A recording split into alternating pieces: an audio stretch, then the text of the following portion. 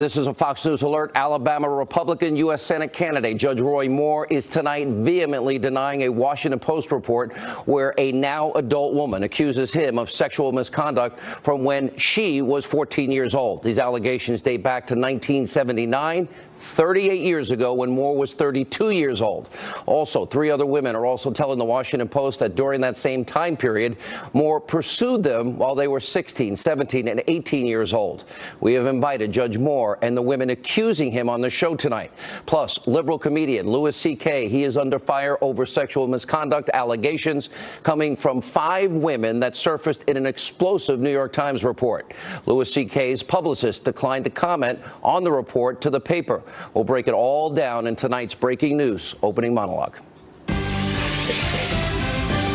All right, tonight, before we explain the allegations against Judge Roy Moore and Louis C.K., I want to be crystal clear. And I said this repeatedly on my radio show today, but people on the left are trying to take out of context. When I spoke about this for nearly 2 hours today, Geraldo was one of my witnesses. If what people are accused of is true, it is beyond reprehensible, beyond disgusting, beyond shameful. And in the case of Judge Moore, if it's true, he should step aside and leave the Senate race. Everyone would agree. Everybody. A 32-year-old man pursuing a 14-year-old girl is disgusting. That is something we should all agree on. This should transcend politics. However, everyone also has the right to defend their name. Our goal on this show is always to find the truth. Here are the allegations tonight. A woman is alleging to the Washington Post that back in 1979, when she was 14 years old, she had a sexual encounter, actually 2 of them, with then 32-year-old Roy Moore. On one occasion, the woman alleges that Moore kissed her. And during another, she says that Moore allegedly, inappropriately touched her and guided her hand to touch him. Now, although she claimed no other sexual conduct took place, she described the incident to the Washington Post by stating, quote, "Well, I wanted it over with. I wanted out. Just get this over with. Whatever this is, just get it over." Now, the woman then says that she asked Moore to take her home, which he did.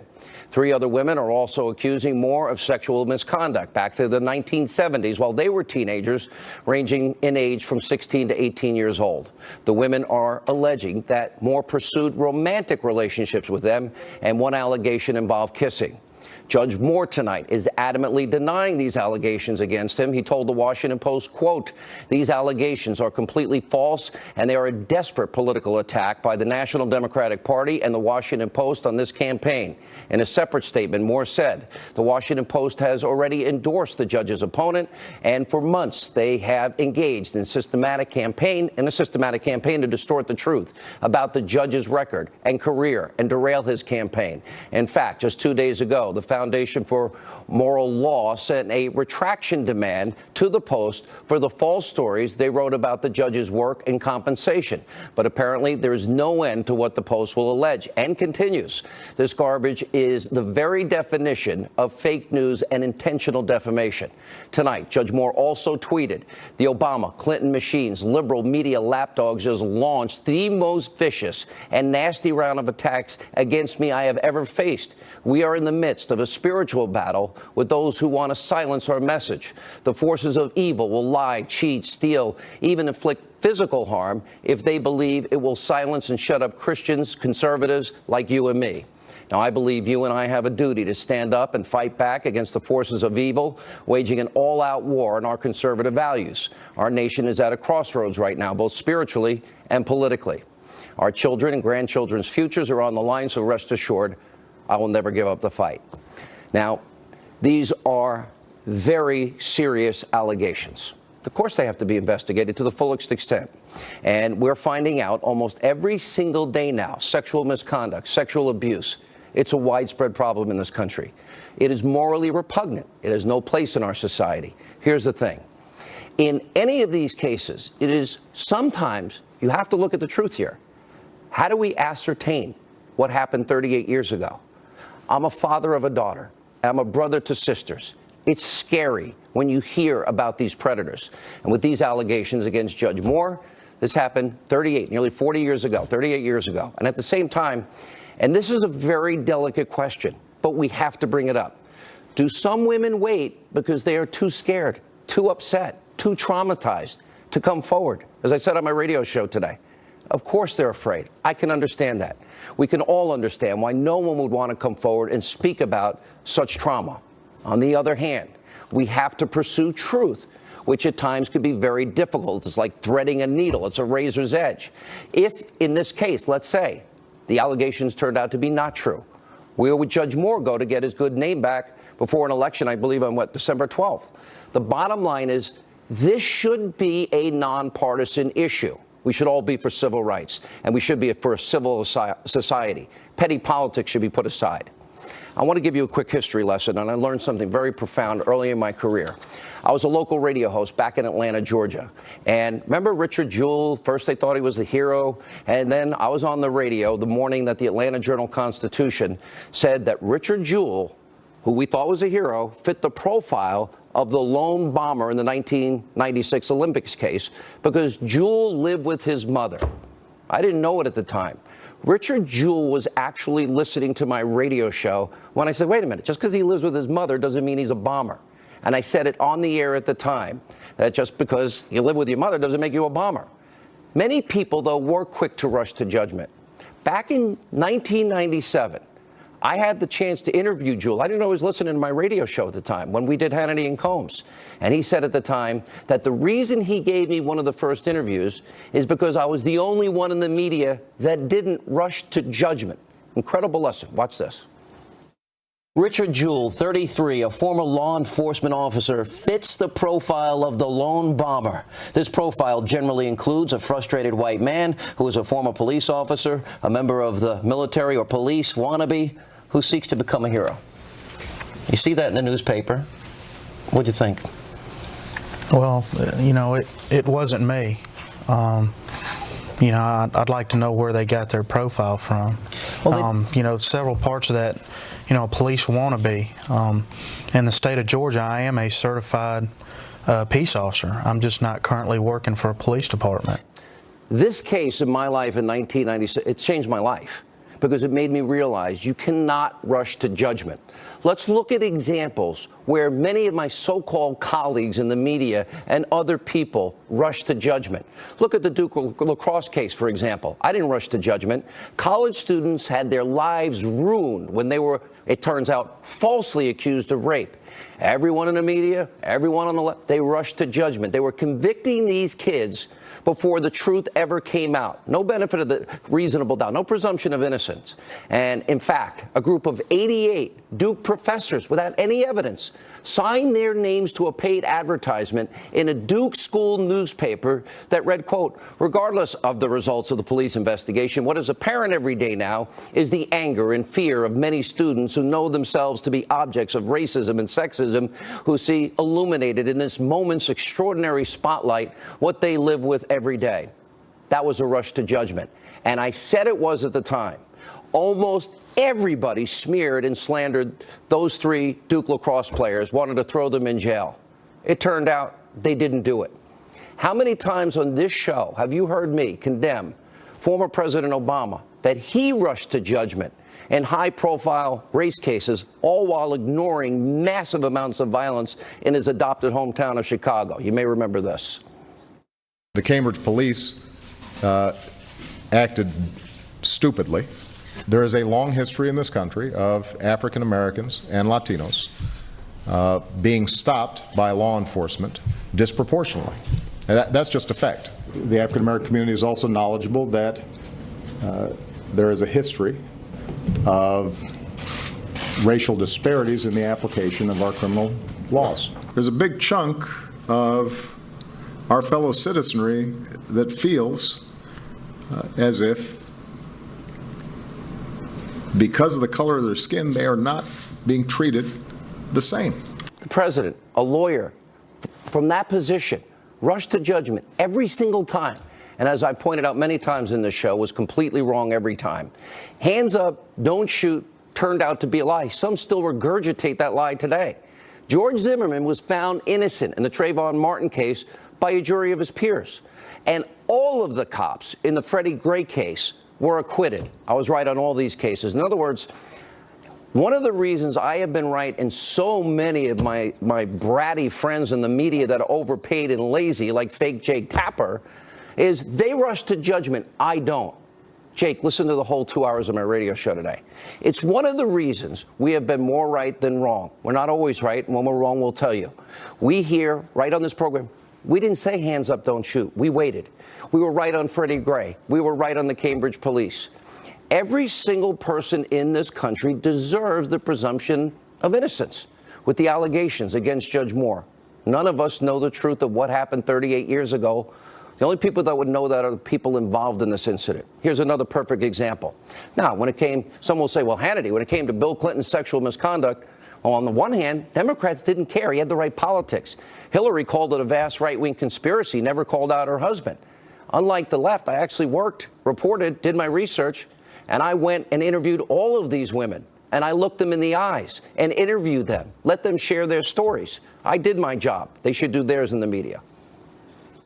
You described a scene where he was biting on your lip, and then when it was all over, he was leaving.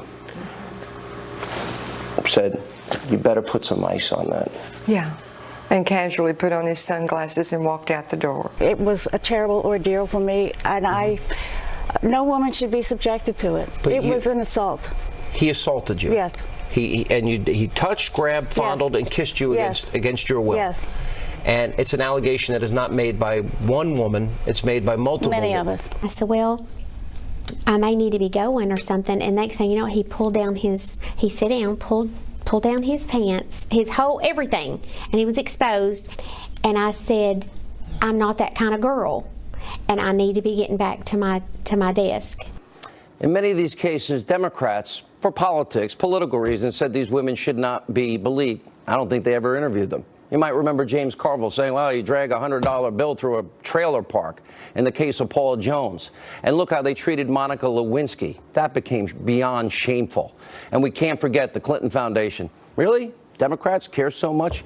On this show, we have been the most outspoken about Hillary taking millions and millions of dollars from countries like Saudi Arabia, Qatar, Kuwait, the UAE, Brunei, Oman, and they have the most horrendous human rights record in terms of how they abuse women, how they kill gays and lesbians just for being who they are, and Christians and Jews.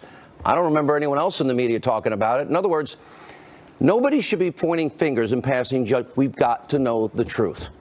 This is an issue that transcends geography, culture, political ideology. Now, sadly, sexual misconduct in America is rampant. That's the truth. Just look at what's happening in Hollywood today. Actor Ben Affleck, he was forced to apologize for grabbing a woman's breast on live television. Dustin Hoffman also apologized after two women accused him of sexual misconduct. They admitted it. Kevin Spacey, accused of sexually abusing multiple young teen boys. He's now in rehab. Famed director, remember Roman Polanski? Pled guilty to raping a 13-year-old girl after he gave her Quaaludes and booze, and was quoted as saying, quote, afterwards, oh, she's a double victim. He has still escaped from justice. My victim and a victim of the press. And, of course, we all know now about the allegations swirling around Harvey Weinstein, who also checked himself into rehab.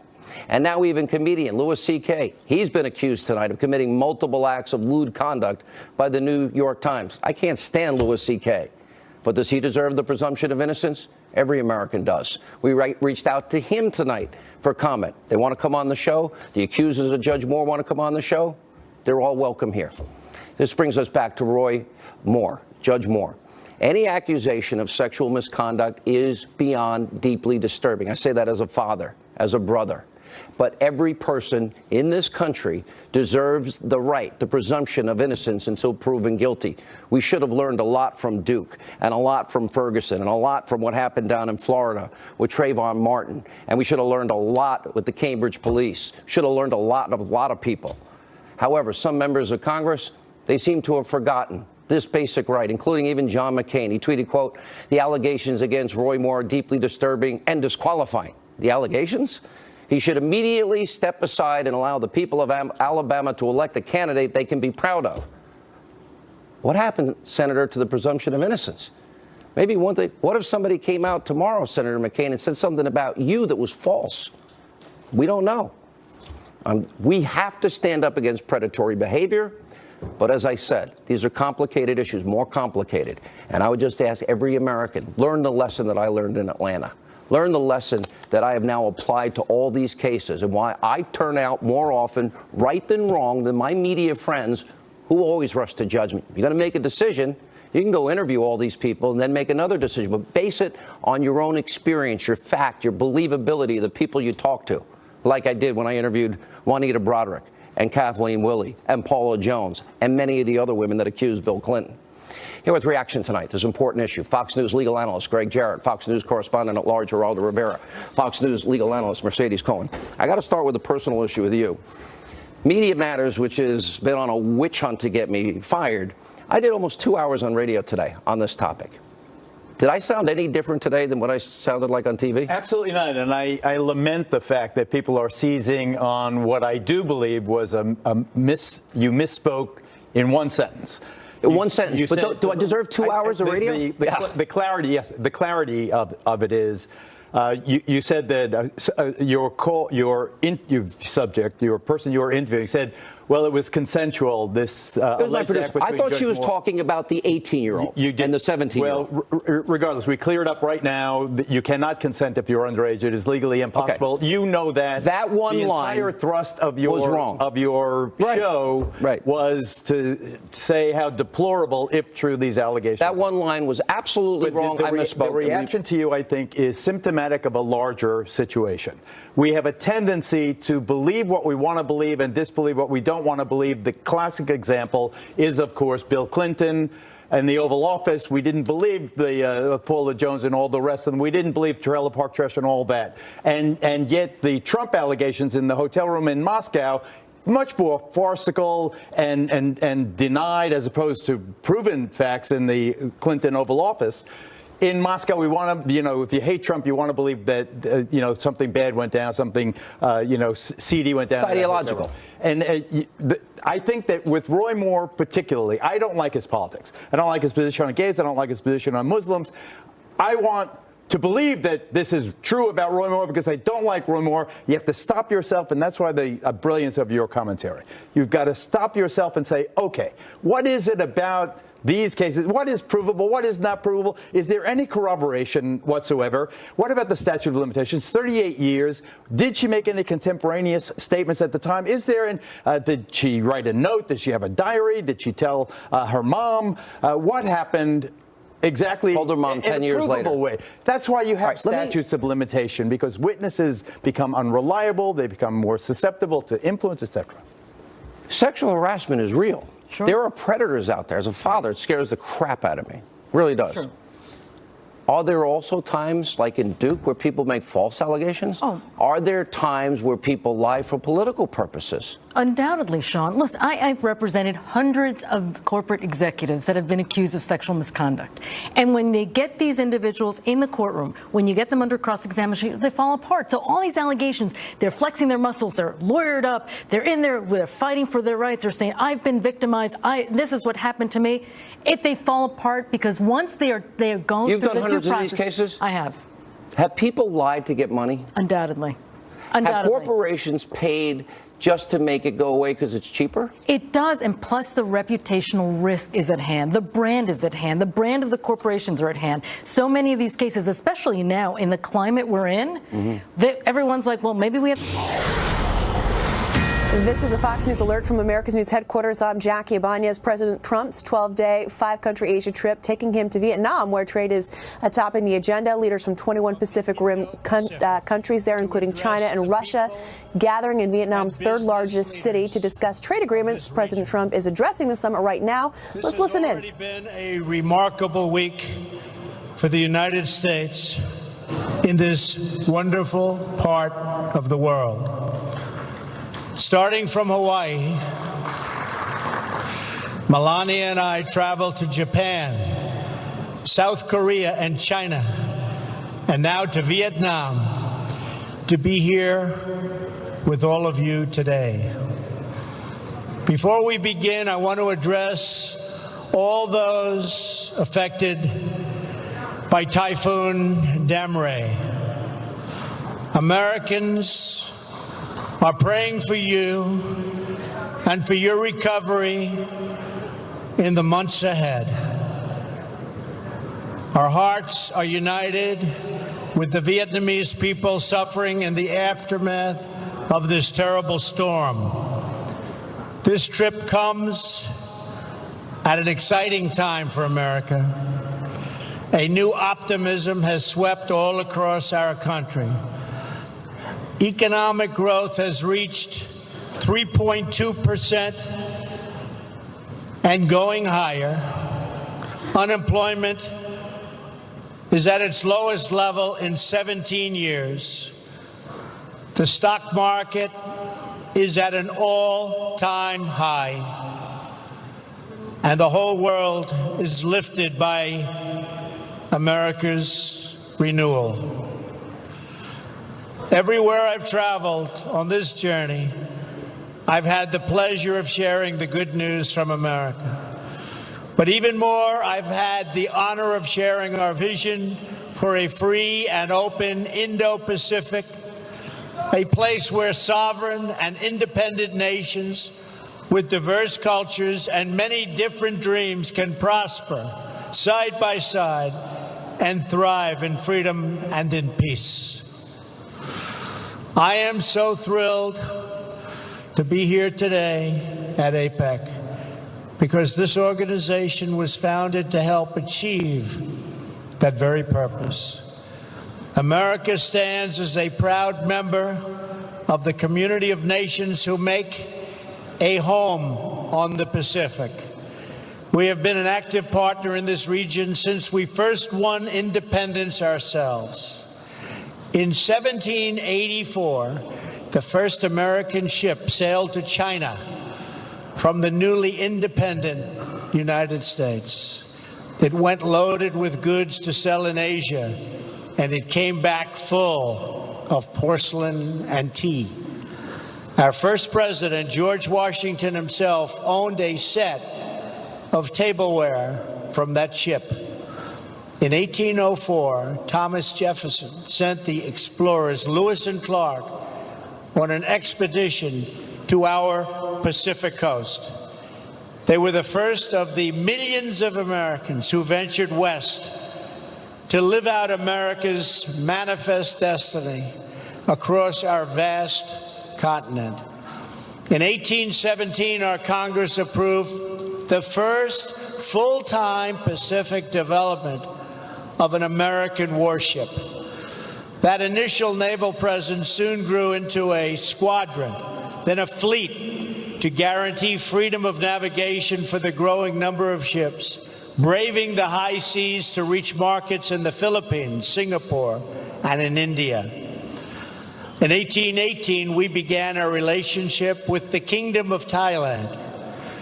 And 15 years later, our two countries signed a treaty of friendship and commerce, our first with an Asian nation. In the next century, when imperialist powers threatened this region, the United States pushed back at great cost to ourselves. We understood that security and prosperity depended on it. We have been friends, partners, and allies in the Indo-Pacific for a long, long time.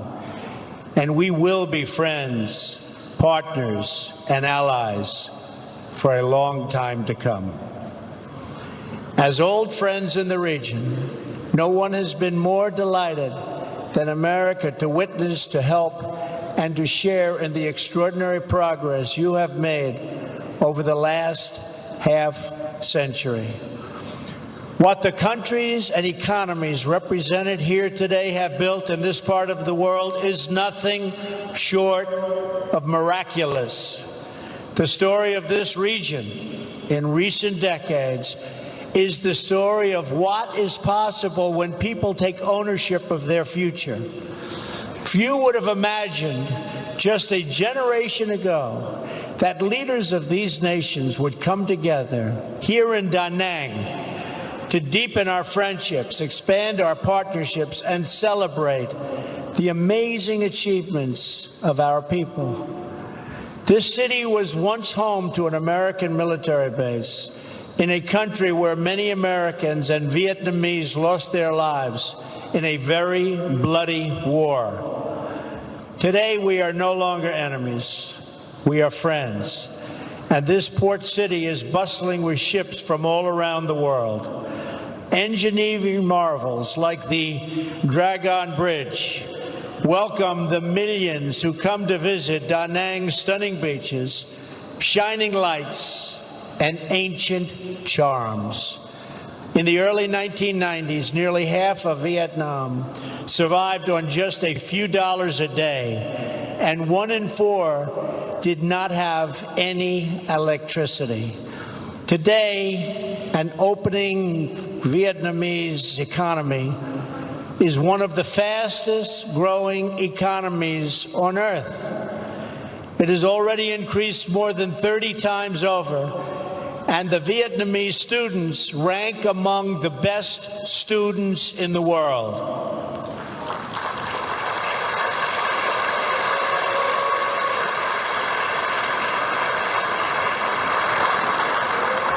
And that is very impressive. This is the same story of incredible transformation that we have seen across the region. Indonesians for decades have been building domestic and democratic institutions to govern their vast chain of more than 13,000 islands.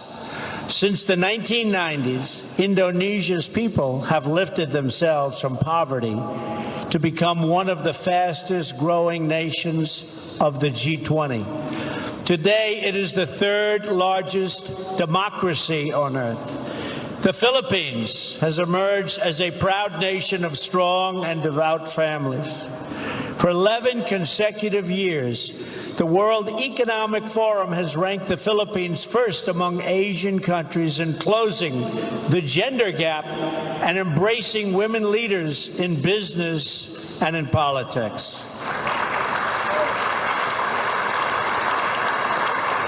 The Kingdom of Thailand has become an upper middle income country in less than a generation. Its majestic capital of Bangkok is now the most visited city on earth. And that is very impressive. Not too many people here from Thailand.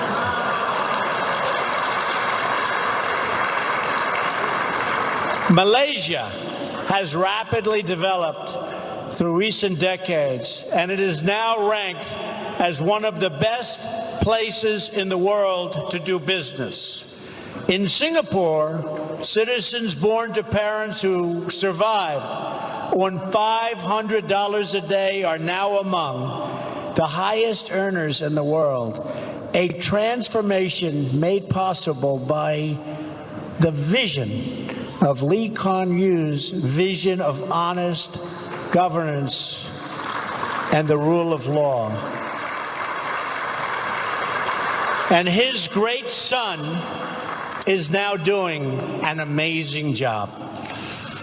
As I recently observed in South Korea, the people of that republic took a poor country ravaged by war and in just a few decades turned it into one of the wealthiest democracies on earth.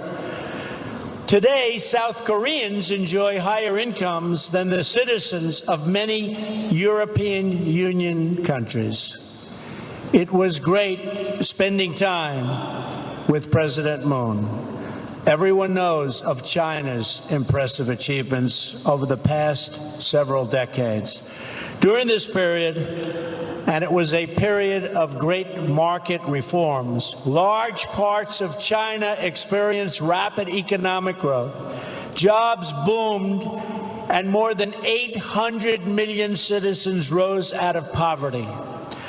I just left China this morning and had a really productive meeting and a wonderful time with our gracious host, President Xi.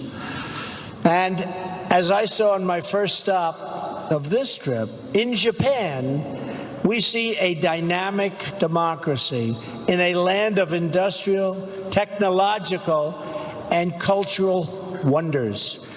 In fewer than 60 years, that island nation has produced 24 Nobel Prize winners for achievements in physics, chemistry, medicine, literature, and the promotion of peace.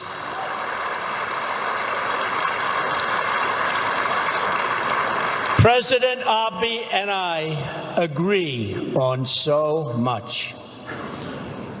In the broader region, countries outside of APEC are also making great strides in this new chapter for the Indo-Pacific. India is celebrating the 70th anniversary of its independence. It is a sovereign democracy, as well as, think of this, over 1 billion people. It's the largest democracy in the world. Since India opened its economy, it has achieved astounding growth and a new world of opportunity for its expanding middle class.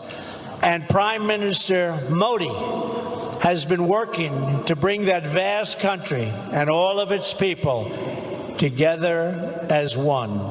And he is working at it very, very successfully indeed. As we can see in more and more places throughout this region, citizens of sovereign and independent nations have taken greater control of their destinies and unlocked the potential of their people. They pursued vision of justice and accountability, promoted private property and the rule of law, and embraced systems that value hard work and individual enterprise.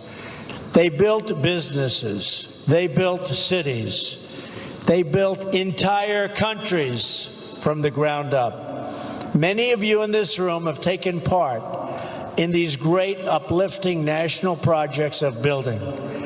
They have been your projects from inception to completion, from dreams to reality. With your help, this entire region has emerged, and it is still emerging, as a beautiful constellation of nations, each its own bright star, satellites to none, and each one a people, a culture, a way of life, and a home. Those of you who have lived through these transformations understand better than anyone the value of what you have achieved. You also understand that your home is your legacy, and you must always protect it.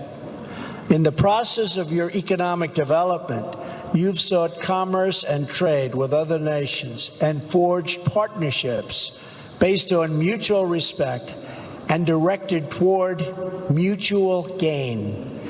Today, I am here to offer renewed partnership with America, to work together to strengthen the bonds of friendship and commerce between all of the nations of the Indo-Pacific, and together to promote our prosperity and security. At the core of this partnership, we seek robust trade relationships rooted in the principles of fairness and reciprocity. When the United States enters into a trading relationship with other countries or other peoples, we will, from now on, expect that our partners will faithfully follow the rules just like we do. We expect that markets will be open to an equal degree on both sides, and that private industry, not government planners, will direct investment. Unfortunately, for too long and in too many places, the opposite has happened. For many years, the United States systematically opened our economy with few conditions. We lowered or ended tariffs, reduced trade barriers, and allowed foreign goods to flow freely into our country. But while we lowered market barriers, other countries didn't open their markets to us. Funny. They must have been one of the beneficiaries. What country do you come from, sir? Countries were embraced by the World Trade Organization even if they did not abide by its stated principles. Simply put, we have not been treated fairly by the World Trade Organization. Organizations like the WTO can only function properly when all members follow the rules and respect the sovereign rights of every member. We cannot achieve open markets if we do not ensure fair market access. In the end, unfair trade undermines us all. The United States promoted private enterprise, innovation, and industry. Other countries use government-run industrial planning and state-owned enterprises. We adhere to WTO principles on protecting intellectual property and ensuring fair and equal market access. They engaged in product dumping, subsidized goods, currency manipulation, and predatory industrial policies. They ignored the rules to gain advantage over those who followed the rules, causing enormous distortions in commerce and threatening the foundations of international trade itself. Such practices, along with our collective failure to respond to them, hurt many people in our country and also in other countries. Jobs, factories, and industries were stripped out of the United States and out of many countries in addition. And many opportunities for mutually beneficial investments were lost because people could not trust the system. We can no longer tolerate these chronic trade abuses, and we will not tolerate them. Despite years of broken promises, we were told that someday soon everyone would behave fairly and responsibly. People in America and throughout the Indo-Pacific region have waited for that day to come, but it never has, and that is why I'm here today, to speak frankly about our challenges and work toward a brighter future for all of us. I recently had an excellent trip to China, where I spoke openly and directly with President Xi about China's unfair trade practices and the enormous trade deficits they have produced with the United States. I expressed our strong desire to work with China to achieve a trading relationship that is conducted on a truly fair and equal basis. The current trade imbalance is not acceptable.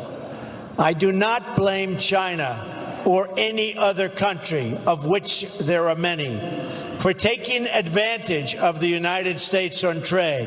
If their representatives are able to get away with it, they are just doing their jobs. I wish previous administrations in my country saw what was happening and did something about it. They did not, but I will. From this day forward, we will compete on a fair and equal basis. We are not going to let the United States be taken advantage of anymore. I am always going to put America first, the same way that I expect all of you in this room to put your countries first.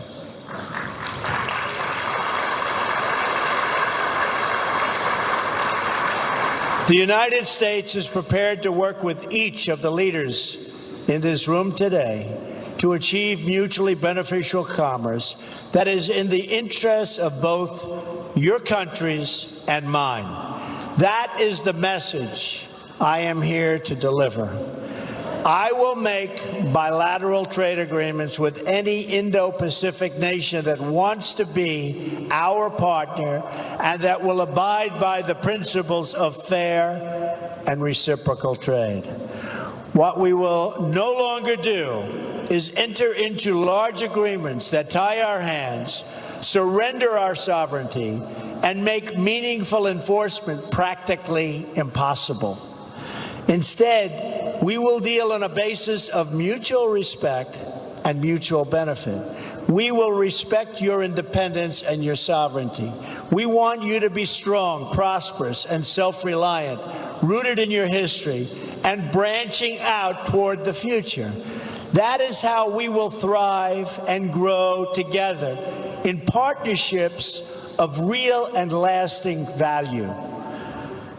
But for this, and I call it the Indo-Pacific dream, if it's going to be realized, we must ensure that all play by the rules, which they do not right now.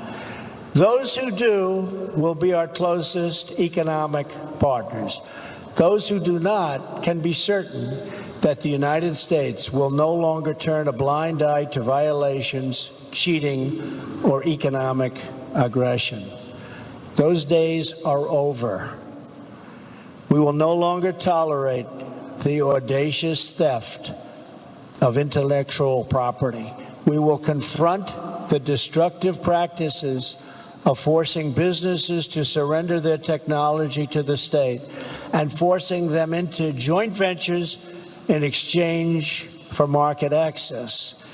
We will address the massive subsidizing of industries through colossal state-owned enterprises that put private competitors out of business, happening all the time. We will not remain silent as American companies are targeted by state-affiliated actors for economic gain, whether through cyber attacks, corporate espionage, or other anti-competitive practices. We will encourage all nations to speak out loudly when the principles of fairness and reciprocity are violated. We know it is in America's interest to have partners throughout this region that are thriving, prosperous, and dependent on no one. We will not make decisions for the purpose of power or patronage. We will never ask our partners to surrender their sovereignty, privacy, and intellectual property, or to limit contracts to state-owned suppliers. We will find opportunities for our private sector to work with yours and to create jobs and wealth for us all. We seek strong partners, not weak partners. We seek strong neighbors, not weak neighbors. Above all, we seek friendship, and we don't dream of domination. For this reason, we're also refocusing our existing development efforts. We are calling on the World Bank and the Asian Development Bank to direct their efforts toward high-quality infrastructure investment that promotes economic growth. The United States will also do its part. We are also committed to reforming our development finance institutions so that they better incentivize private sector investment in your economies and provide strong alternatives to state-directed initiatives that come with many strings attached.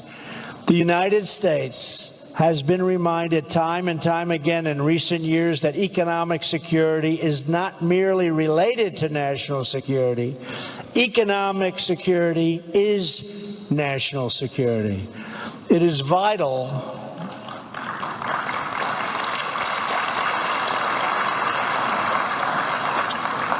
to our national strength. We also know that we will not have lasting prosperity if we do not confront grave threats to security, sovereignty, and stability facing our world today. Earlier this week, I addressed the National Assembly in Seoul, South Korea, and urged every responsible nation to stand united in declaring that every single step the North Korean regime takes toward more weapons is a step it takes into greater and greater danger. The future of this region and its beautiful people must not be held hostage to a dictator's twisted fantasies of violent conquest and nuclear blackmail. In addition, we must uphold principles that have benefited all of us, like respect for the rule of law, individual rights, and freedom of navigation and overflight, including open shipping lanes.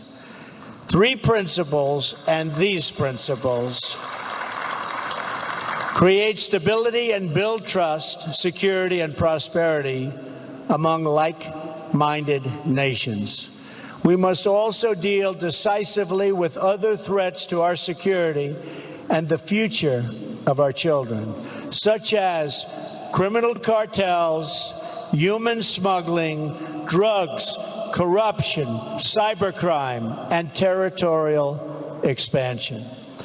As I have said many times before, all civilized people must come together to drive out terrorists and extremists from our societies, stripping them of funding, territory, and ideological support. We must stop radical Islamic terrorism. So let us work together for a peaceful, prosperous, and free Indo-Pacific. I am confident that together, every problem we have spoken about today can be solved and every challenge we face can be overcome. If we succeed in this effort, if we seize the opportunities before us and ground our partnerships firmly in the interests of our own people, then together we will achieve everything we dream for our nations and for our children.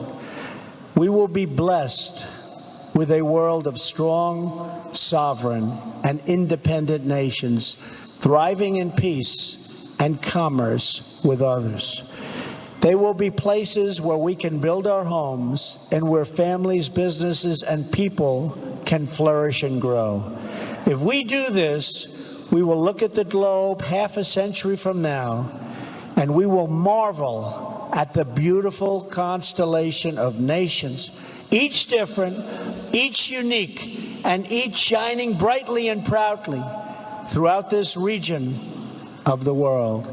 And just as when we look at the stars in the night sky, the distance of time will make most of the challenges we have and that we spoke of today seem very, very small. What will not seem small, what is not small, will be the big choices that all of our nations will have to make to keep their stars glowing very, very brightly. In America, like every nation that has won and defended its sovereignty, we understand that we have nothing so precious as our birthright, our treasured independence, and our freedom. That knowledge has guided us throughout American history. It has inspired us to sacrifice and innovate. And it is why today, hundreds of years after our victory in the American Revolution, we still remember the words of an American founder and our second President of the United States, John Adams. As an old man just before his death, this great patriot was asked to offer his thoughts on the 50th anniversary of glorious American freedom. He replied with the words, "Independence forever." It's a sentiment that burns in the heart of every patriot and every nation. Our hosts here in Vietnam have known this sentiment not just for 200 years, but for nearly 2,000 years.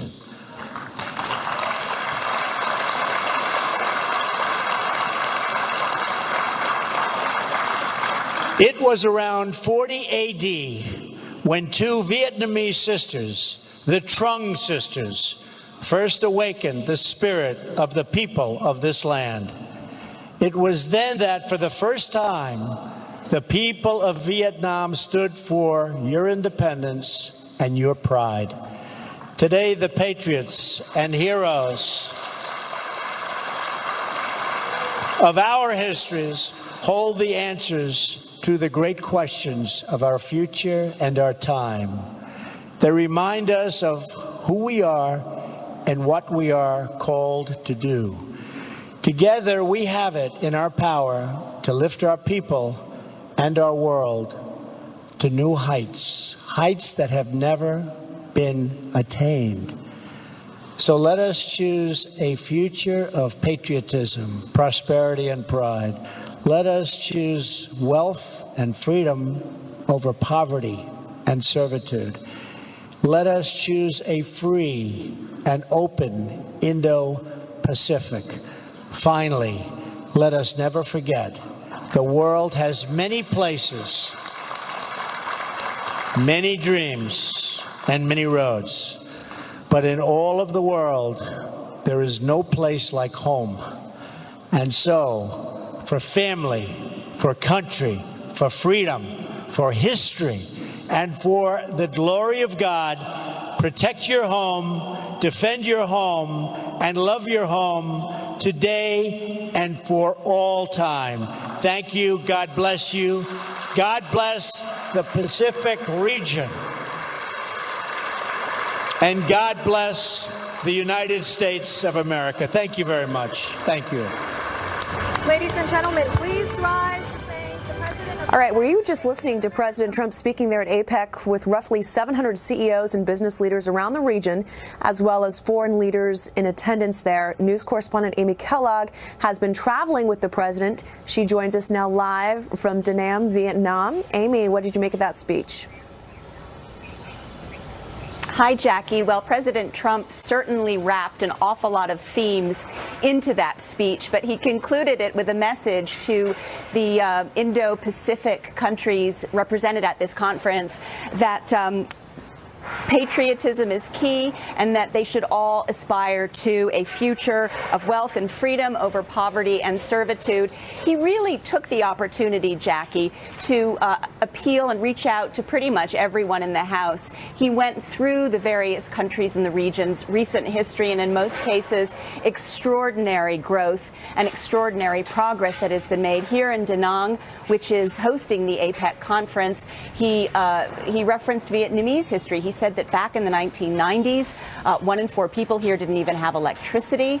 There was very little growth, and that growth has increased 30-fold in the last 20 years or so, and Vietnamese are among the best educated students in the world. So I think that in the context of the reforms that have taken place here and the loosening up of the communist system was part of his message. When people have control over their own fate and can make decisions about their own investments and their own future, they are much more likely to prosper. Of course, this has been a theme vis-a-vis North Korea over the last few days on President Trump's trip, where he, particularly in Seoul, made a stark comparison between the quality of life of people in South Korea versus the quality of life of people in the North, who are struggling with so many different issues, but the human rights particularly, and the past of famine and just the incredible state control and oppression. So here he kind of went country by country to talk about Thailand and the Philippines and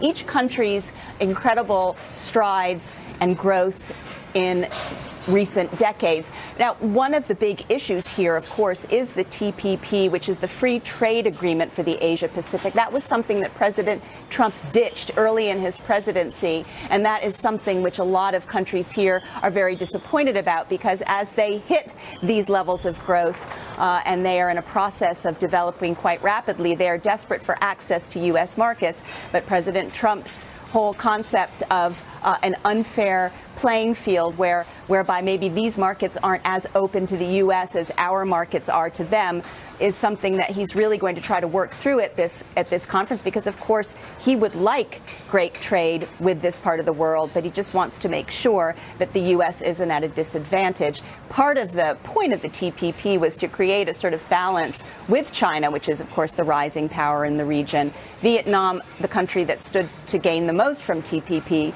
and so the hosts here, while interestingly enough extremely pro-American, one of the most pro-American countries even given the history of the war, Vietnam really is in an uptick with growth and was looking forward to being part of this TPP.